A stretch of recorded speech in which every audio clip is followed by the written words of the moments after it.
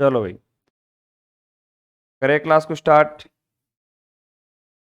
तो प्यारे बच्चों, उम्मीद करता हूँ कि यहाँ पर जो मैं पढ़ा रहा हूँ आपको यूनिट नंबर सेकंड में बहुत ही इजी तरीके से आपको समझ में आ रहा होगा। और आज हम यहाँ पे करेंगे एक थ्योरम, एक प्रमेय करेंगे जो कि इतनी शानदार प्रमेय है, आज तक आपने ऐसी प्रमेय नहीं पढ़ी होगी। ठीक है, बहुत ही ज़्यादा वेरी वेरी वेरी इंपॉर्टेंट भी है और आपको बहुत सारे कॉन्सेप्ट सिखा के जाने वाली है। ठीक है, तो मैं यहाँ पर बिल्कुल आराम से थ्योरम को लिख रहा हूँ, सारे बच्चे थ्योरम को आराम से लिखेंगे भैया। एक से संबद्ध प्रदेश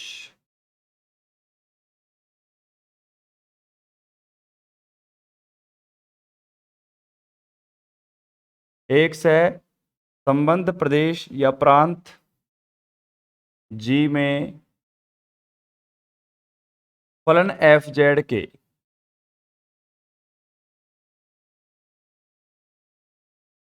फलन एफ जेड के अनिश्चित समाकलन रखने की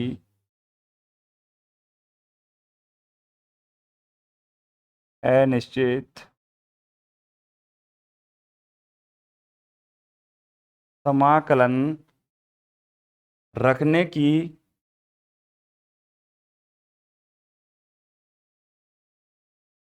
आवश्यक एवं पर्याप्त शर्त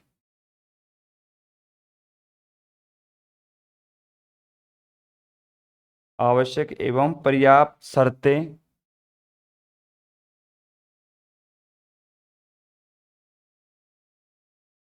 हैं कि फलन F Z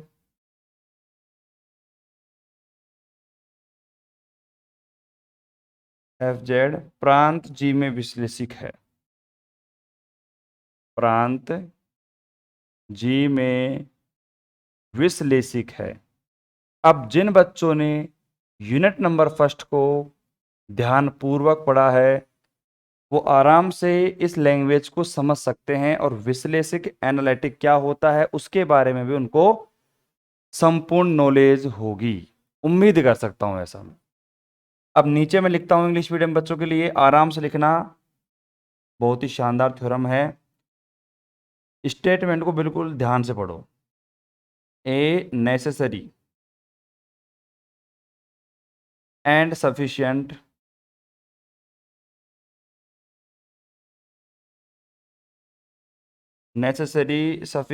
condition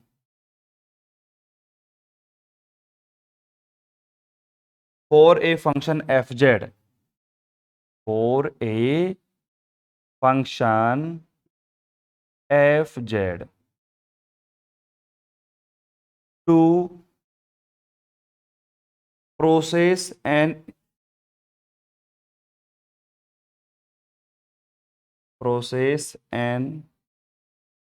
indefinite integral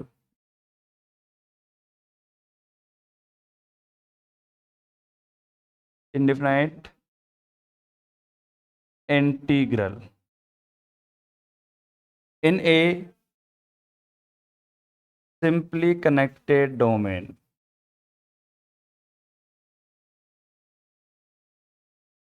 simply connected domain और डोमेन का नाम क्या है? जी।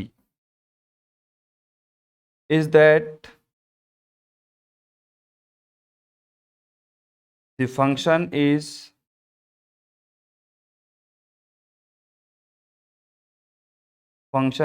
an analytic function in G। अभी ये केवल आपका छोटा सा स्टेटमेंट है, ठीक है। इसके साथ साथ में नीचे आपसे कुछ और भी इसमें पूछा गया है। और क्या पूछा गया है, ध्यान सुनना। इसमें एंड करके भी लिखो आप, और करके लिखो, एवं यह भी प्रदर्शित कीजिए। ठीक है, यह भी प्रदर्शित कीजिए कि F Z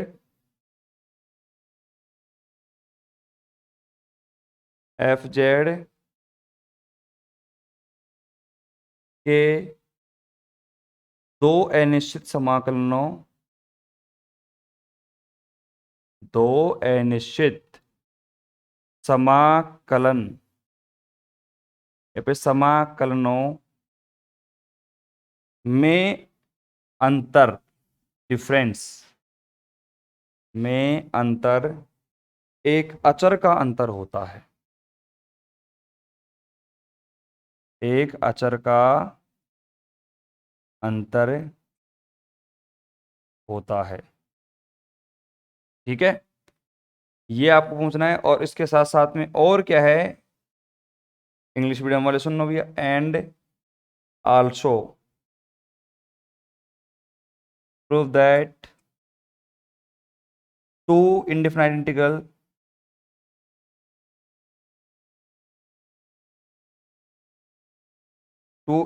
integral n of fz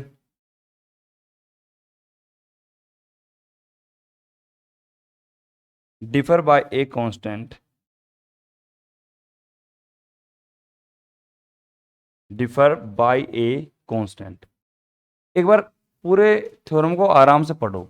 ठीक है, थ्योरम को देखो एक बार।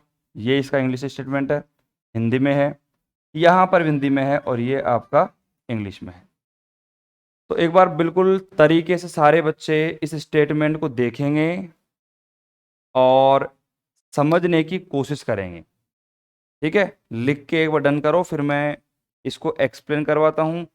फिर इसको कैसे प्रूफ करना है, मतलब क्या है, देखो मैं बताऊँ। अभी तक मैंने आपको कोई से भी थ्योरम में हिंदी या फिर इंग्लिश, जो एक लैंग्वेज है, वो मैंने नहीं लिखवाई आपको, है ना। लेकिन इस वाले सवाल में मैं आपको कंप्लीट एक एक लैंग्वेज, बिल्कुल एक एक थ्योरी लिखवाने वाला हूँ। क्योंकि इसमें क्या है कि आपको एक प्रॉपर लैंग्वेज का यूज करना ही पड़ेगा, बात ऐसी है। ठीक है, यहाँ पे आपको प्रॉपर लैंग्वेज का यूज करना पड़ेगा, और फिर अगर लैंग्वेज यूज करेंगे तो भैया साफ सी बात है, नंबर वहीं मिलेंगे आपको।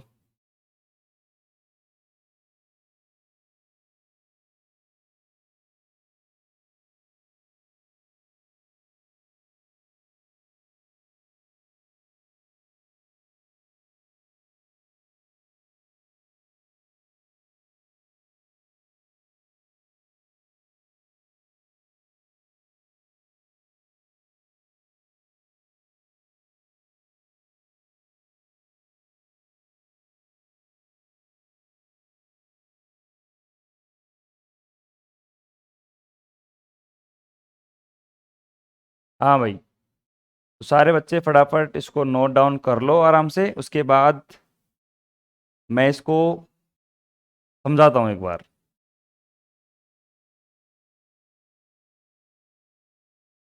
ध्यान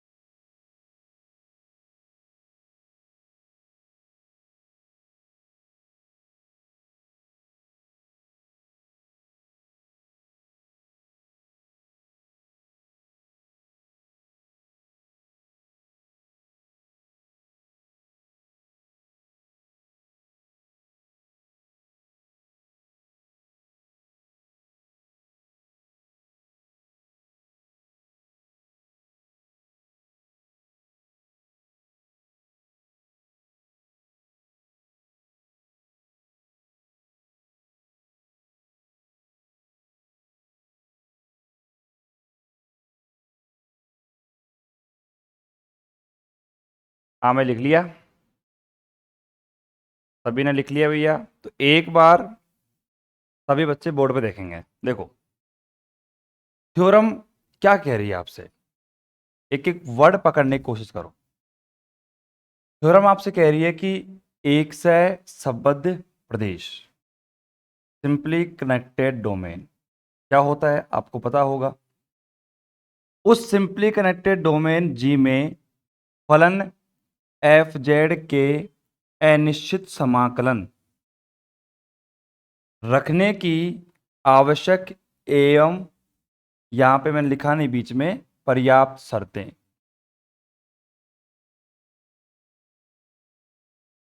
आवश्यक एवं पर्याप्त शर्तें हैं कि फलन एफ जेड प्रांत जी में विश्लेषिक है।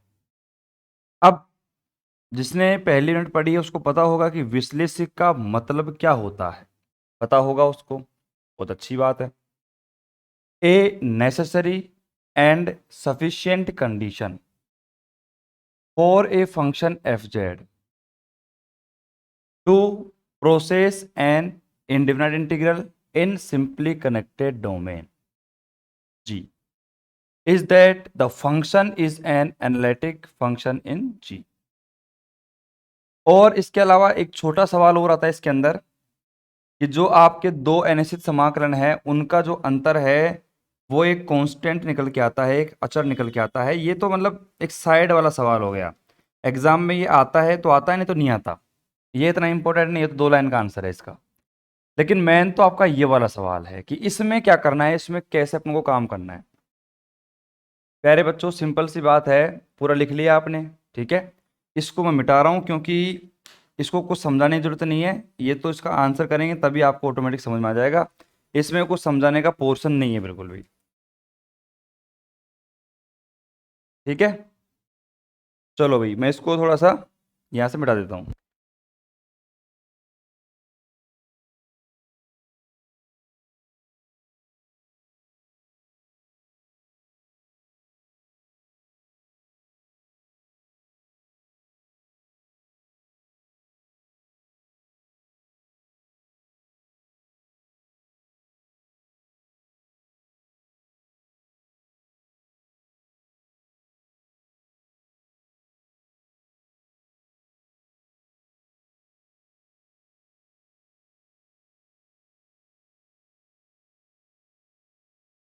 अब देखना आप जादू,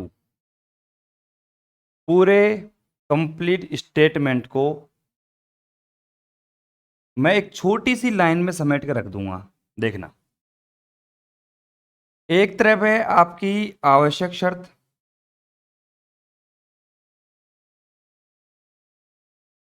और एक तरफ है आपकी पर्याप्त शर्त। कंप्लीट थ्योरम की जो जान है, जो नींव है, वो ये 2 स्टेटमेंट है, पर्याप्त और आवश्यक, नेसेसरी कंडीशन और सफिशिएंट कंडीशन। अब देखो क्या बोला गया है आपसे कि आपके पास में 2 प्रॉपर स्टेटमेंट यहां पे यूज किए गए हैं।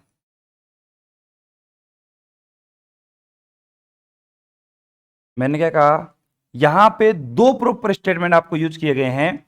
एक आपका जो स्टेटमेंट है वो पहला वाला, और एक दूसरा वाला। पर्याप्त शर्त में भी क्या करेंगे, 2 स्टेटमेंट यूज होंगे, लेकिन काम कैसे करेंगे कि जो आवश्यक शर्त में जो मान के चलेंगे। देखो एक स्टेटमेंट अपन को लेट करना पड़ता है और दूसरा अपन को प्रूव करना पड़ता है। यहां पर भी वही कंडीशन होगी, एक स्टेटमेंट अपन को लेट करना पड़ेगा और एक स्टेटमेंट अपन को प्रूव करना पड़ेगा। प्यारे बच्चों, जिस भी बच्चे ने मेरे से सेकेंड ईयर में रियल पढ़ी होगी ना, रियल एनालिसिस, उस बच्चे को पता होगा कि थ्योरम में आवश्यक शर्त, पर्याप्त शर्त क्या होती है और उसमें कैसे काम करते हैं अपन, पता होगा आपको। नहीं पता है तो कोई बात नहीं है। दोनों जो कंडीशन होती है ना, उनमें क्या होता है कि एक कंडीशन अपन लेट करते हैं और एक कंडीशन को प्रूफ करते हैं। पर्याप्त में क्या करते हैं कि जो यहां पे आवश्यक में किया था उसका उल्टा, जो प्रूफ किया था उसको लेट कर लेंगे, और जो वहां पे लेट किया था उसको प्रूफ कर लेंगे। यही होती है आपकी आवश्यक शर्त और पर्याप्त शर्त। मैंने अभी तक आपको ये नहीं बताया कि इस थ्योरम में क्या प्रूफ करना है और क्या सिद्ध करना है। मैं आपको केवल बेसिक बता रहा हूं आपको कि आवश्यक शर्त और पर्याप्त शर्त में करते क्या है। ठीक है। अब यहां पर अगर आपको दो मेजर स्टेटमेंट जो दिख रहे हैं, शायद आपको दिख रहे होंगे, एक तो है आपका अनिश्चित समाकलन,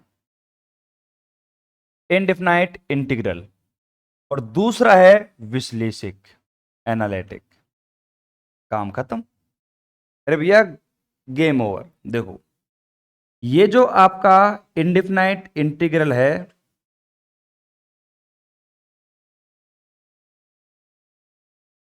अनिश्चित समाकलन,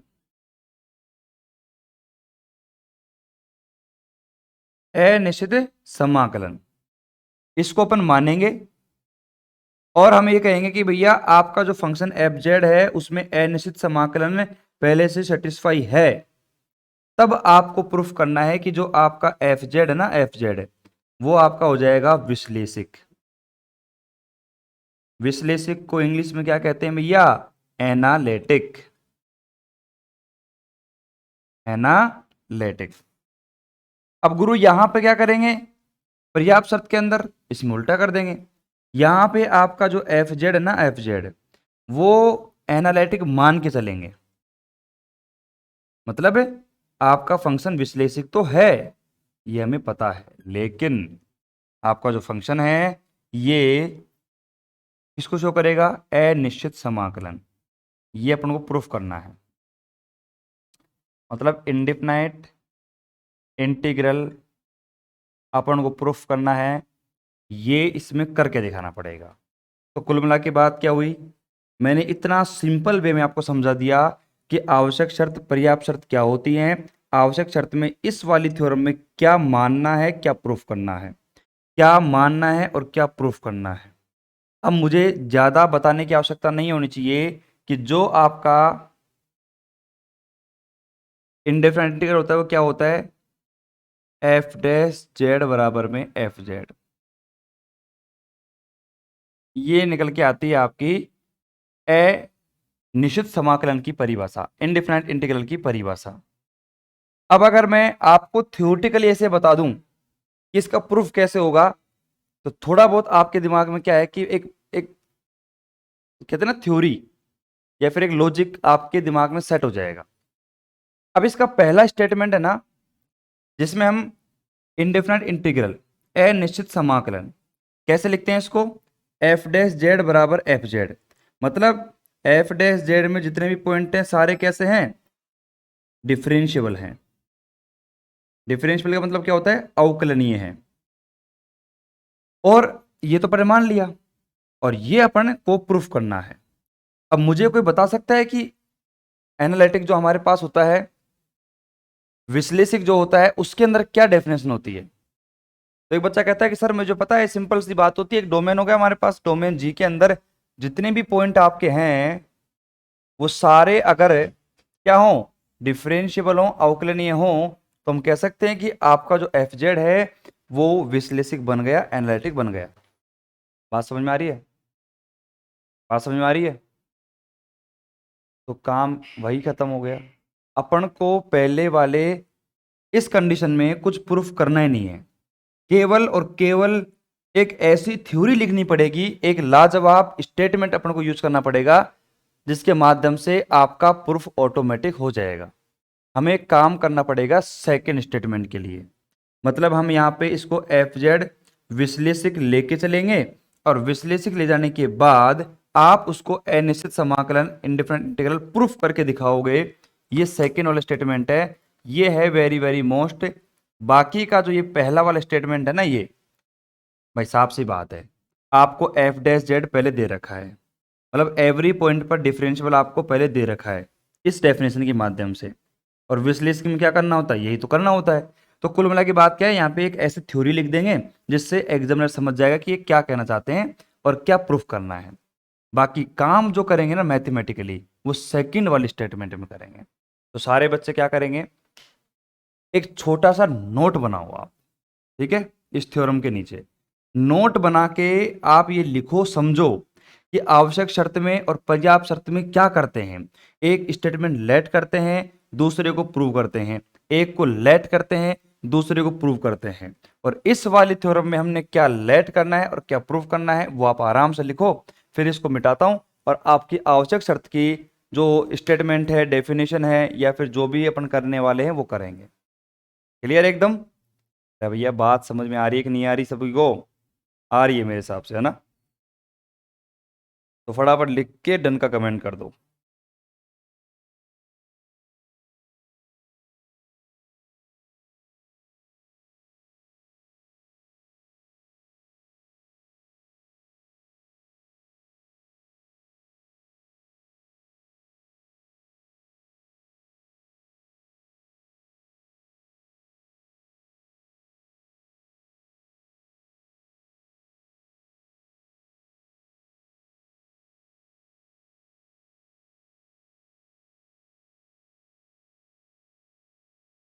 बिल्कुल आराम से इसको लिख लो, ठीक है?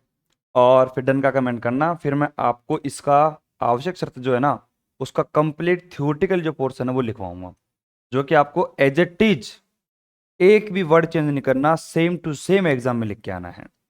समझाने का काम मेरा रहेगा, याद करने का काम आपका रहेगा।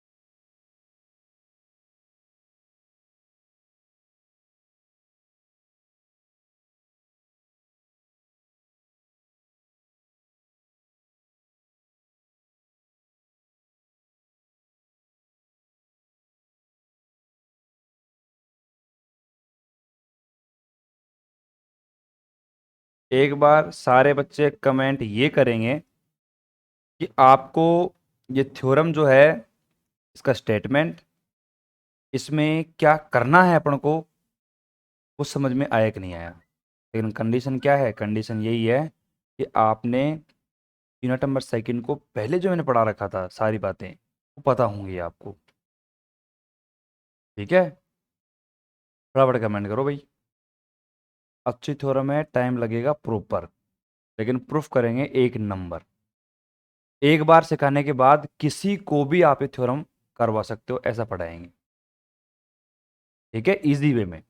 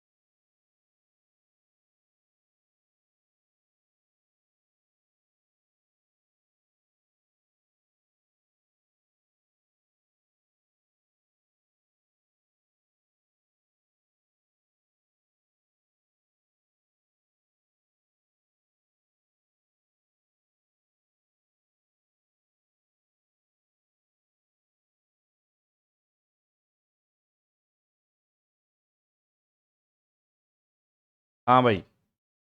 तो अभी तक किसी ने कमेंट किया नहीं है वैसे, तो सारे बच्चे सो रहे हैं या फिर कोई दिक्कत है, आपको कोई परेशानी है? आपने केवल गुड मॉर्निंग का कमेंट कर रखा है, गुड मॉर्निंग के अलावा किसी का कमेंट नहीं है। और प्यारे बच्चों, एक छोटी सी इन्फॉर्मेशन आपको और देना चाहूंगा। जो मैं आपसे कह रहा था ना कि व्हाट्सअप ग्रुप आपके बनाए जाएंगे और उसमें सब कुछ आपका डिस्कस किया जाएगा। व्हाट्सअप ग्रुप आपके नहीं बनेंगे। क्यों नहीं बनेंगे? क्योंकि बनाने की जरूरत ही नहीं है।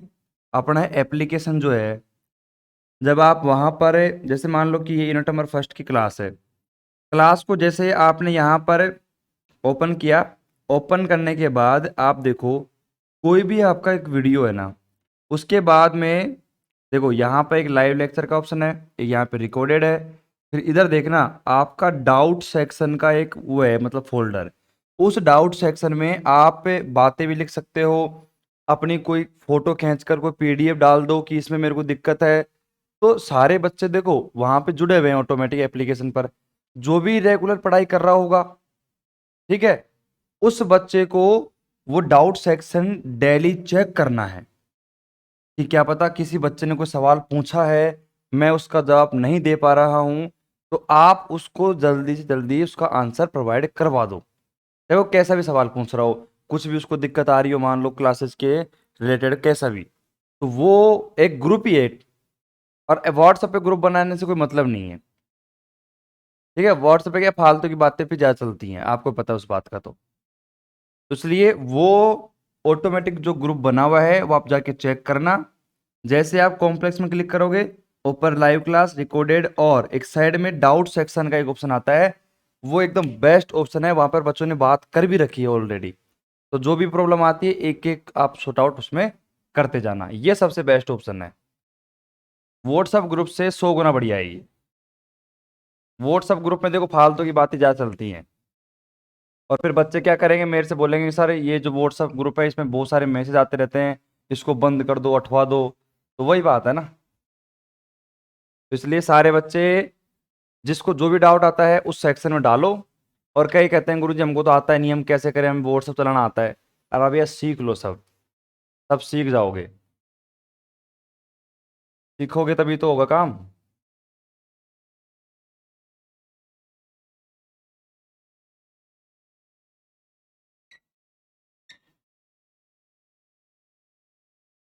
अब देखना इसकी जो आवश्यक शर्त है ना, उसको ध्यान से समझना आप। थ्योरम का स्टेटमेंट आपको समझ में आ गया है?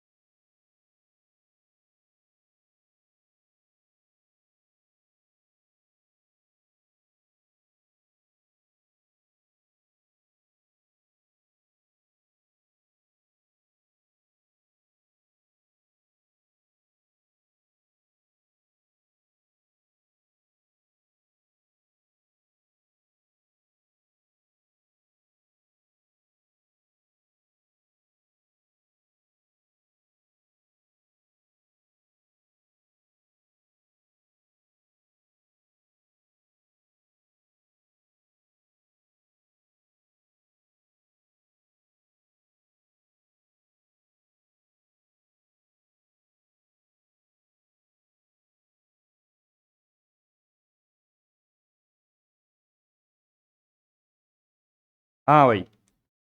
तो थोड़ा बोर्ड पे मिटाना भी बहुत बड़ी बात हो गई भैया। अब सुनो मेरी बात, बहुत तरीके से ना मैं इसका सॉल्यूशन करवाने वाला हूँ। देखो भैया, सुनना ध्यान से। सबसे पहले मैं यहाँ पे लिखूंगा आवश्यक शर्त।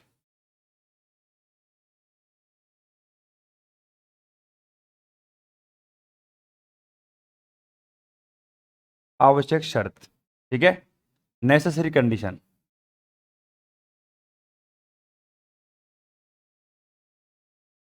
और उसमें क्या आपको एग्जाम में लिख के आना है, मैं यहां पर जो लिख रहा हूं ना, उसमें से कुछ भी मत काटना, एज इट इज एग्जाम में लिख के आना है आपको। आवश्यक शर्त डालना है हेडिंग, और नेसेसरी कंडीशन डालना, और ऐसे कैसे एग्जाम में आपको लिख के आना है। देखो जो मैं लिख रहा हूं आराम से लिखते चलो, थोड़ा सा बोरिंग लगेगा आपको लेकिन करना पड़ेगा, नंबर लेके आने पड़ेंगे तो भैया। जहां पर भी मैं थ्योरी लिखवाता हूं जिस भी थ्योरम के अंदर, वहां पे कुछ भी कटौती नहीं होनी चाहिए, मैं पहले कह रहा हूं। अब जो आपका स्टेटमेंट था उसको मैंने लेट करके लिखा, माना। और मैं कहता हूं ना आपसे हर बार कि भैया जो भी स्टेटमेंट हो उसको आगे लेट करके लिख लिया करो, तो ये तरीका होता है वो लिखने का। माना फलन एफ जेड एक से संबद्ध प्रदेश, एक से संबद्ध प्रदेश जी में अनिश्चित समाकलन रखता है।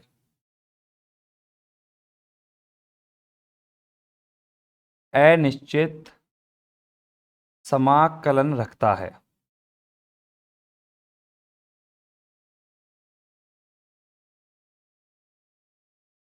अनिश्चित समाकलन रखता है, तब हमें सिद्ध करना है, तब हमें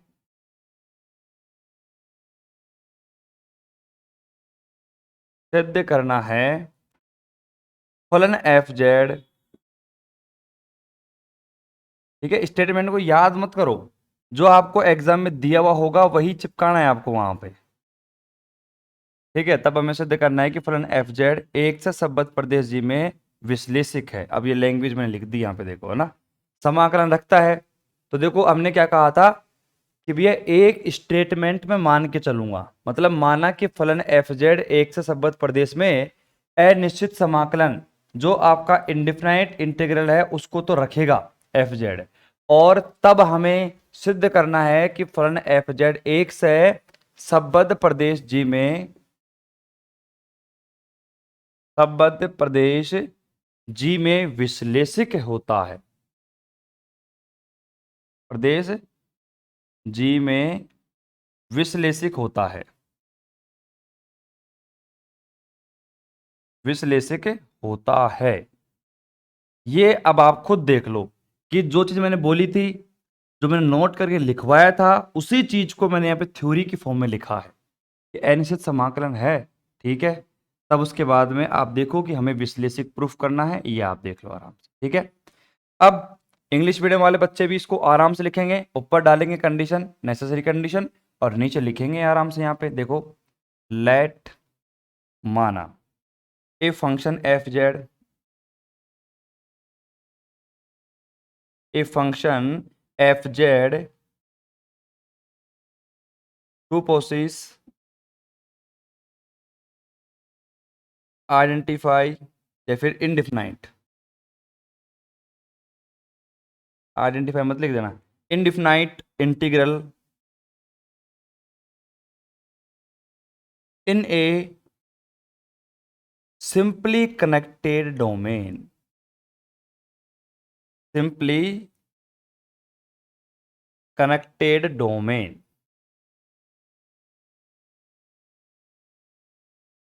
डोमेन सिंपली कनेक्टेड डोमेन जी, then we prove that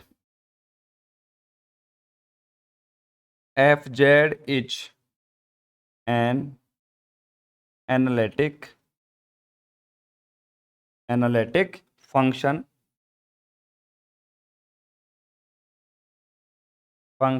in simply connected domain।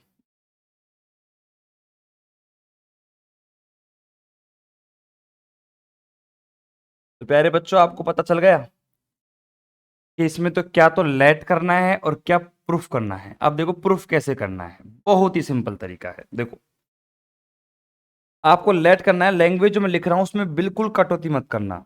Late माना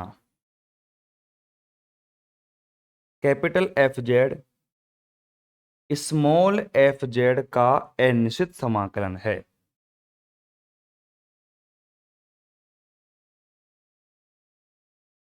अनिश्चित समाकलन है। मतलब जो कैपिटल एफ जेड है स्मॉल एफ जेड का अनिश्चित समाकलन है। इंग्लिश मीडियम वाले लिखो लेट कैपिटल एफ जेड,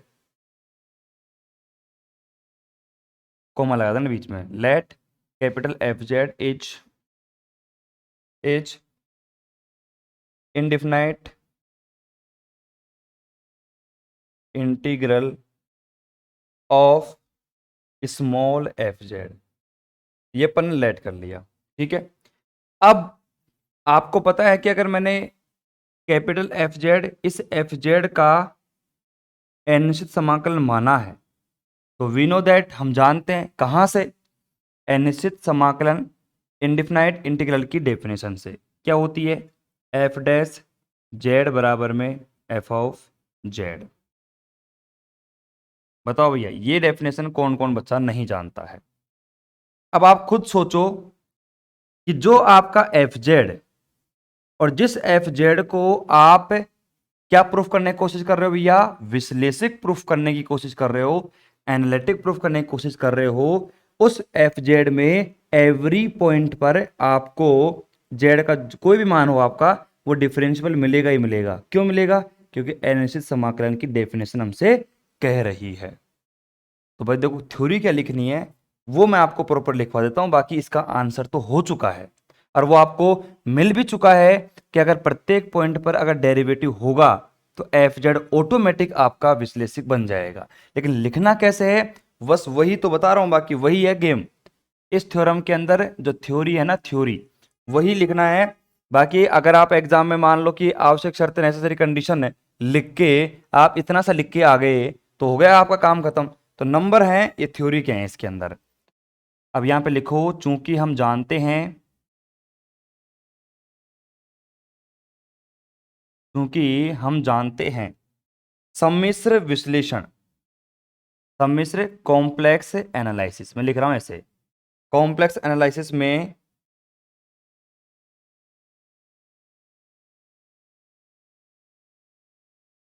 विश्लेषिक फलन का अवकलज भी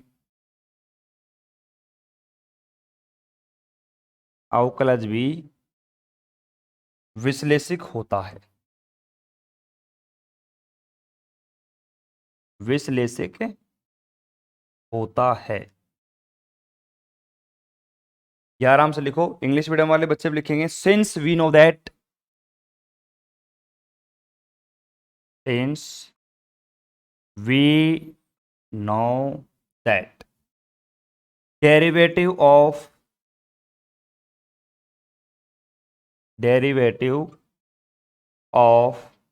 एन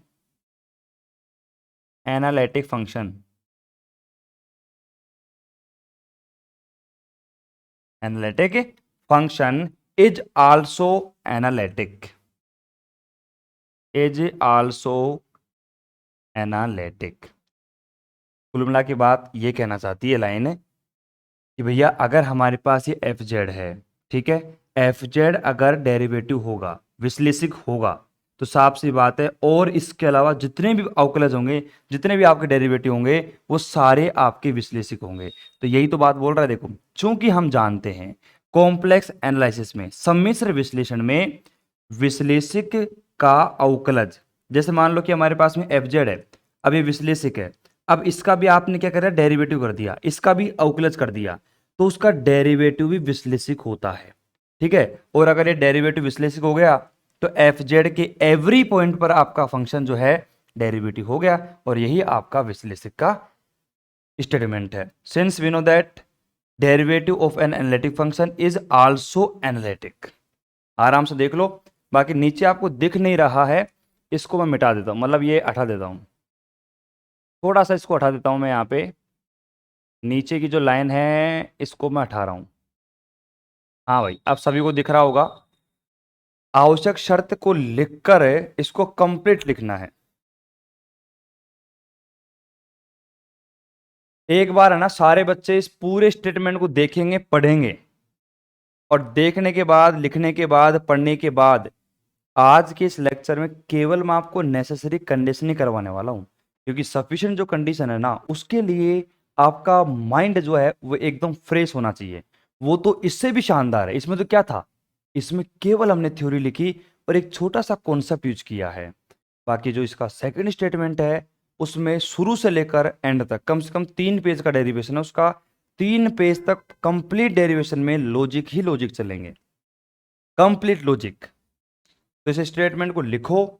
लिखने के बाद आपके मन में कोई सवाल आ रहा है कि गुरुजी क्या बताना चाहते हो आप, या फिर हमें समझ में आ गया है या नहीं आया है तो क्यों आ गया, और नहीं आया है तो कहाँ नहीं आया, वो बताओ फटाफट। कंप्लीट सॉल्यूशन करेंगे। देखो हम, ऐसा नहीं है कि हाँ भाई ठीक है कर लिया, ऐसे हो गया, नहीं, ऐसा नहीं होना चाहिए। देखो जो बच्चे लाइव क्लास ले रहे हैं ना, मैं उनसे उम्मीद कर सकता हूँ कि ये थोड़ा सा क्या है कि हमारे कोचिंग इंस्टीट्यूट का भी नाम रोशन करेंगे और नंबर अच्छे लेके आएंगे। तो मैं कोशिश ये करता हूँ जो लाइव देख रहे हैं कम से कम वो तो सवाल जवाब करें। बाकी जो रिकॉर्डेड देखते हैं वो तो करेंगे नहीं वैसे भी, क्योंकि उनको तो केवल जो लिख रखा है हाँ भाई मान लिया हमने ऐसे हो जाएगा ही, बस उसमें क्या है कि नुकसान है, मेरा भी नुकसान है उसके अंदर। ठीक है, तो फटाफट बताओ मुझे कमेंट करके।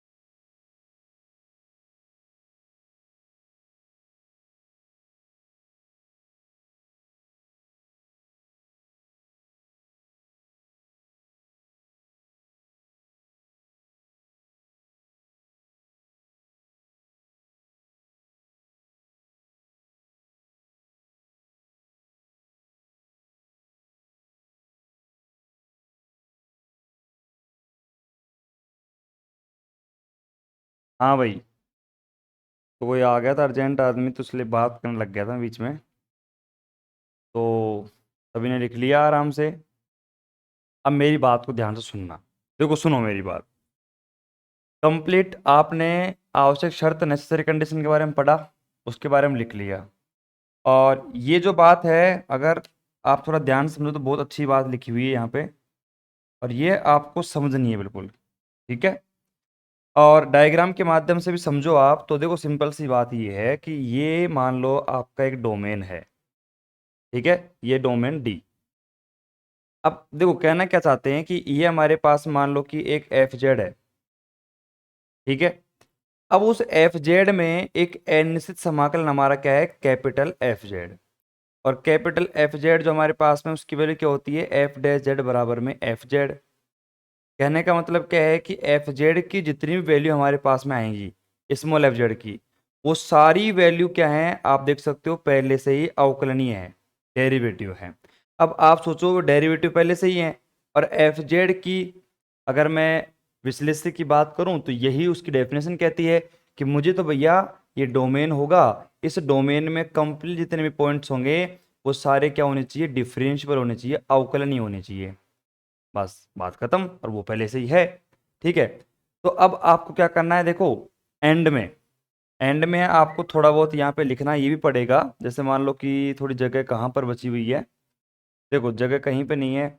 आपने पूरा लिख लिया होगा, नहीं तो कंप्लीट लिख लिया, तो अब मैं कहीं से मिटा सकता हूँ इसको। अब सुनना ध्यान से, यहाँ पर मैं बात करता हूँ, आपको लिखना क्या है, और ये तो कर लिया आपने। उसके बाद में एक और इम्पोर्टेंट लाइन जो है वो आपको लिखनी पड़ेगी, उसको मत मिस करना आप।